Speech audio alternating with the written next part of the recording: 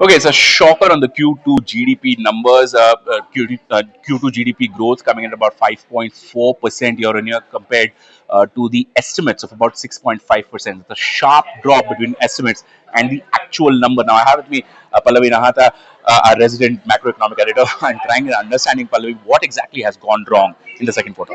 First of all, let's highlight the fact that we were anyway expecting some sort of easing in momentum, and GDP growth was expected to come in lower than we have seen in the past few quarters. But this figure, like you mentioned, was even lower than was being estimated. What essentially seems to have dragged down the GVA figure the most is industrial GVA. So let's remember that in terms of agri GVA, we saw a print that was better than Q1. That's on the back of Kharif production estimates being strong.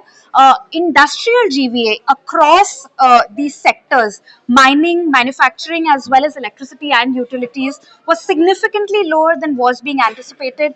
Manufacturing expanded just 2.2%, electricity and other utilities expanded 3.3%, and mining actually saw a contraction, although a very moderate one at just about 0.1%. Services broadly seemed to have held up. So, in terms of industry wise trends, it's industrial GVA.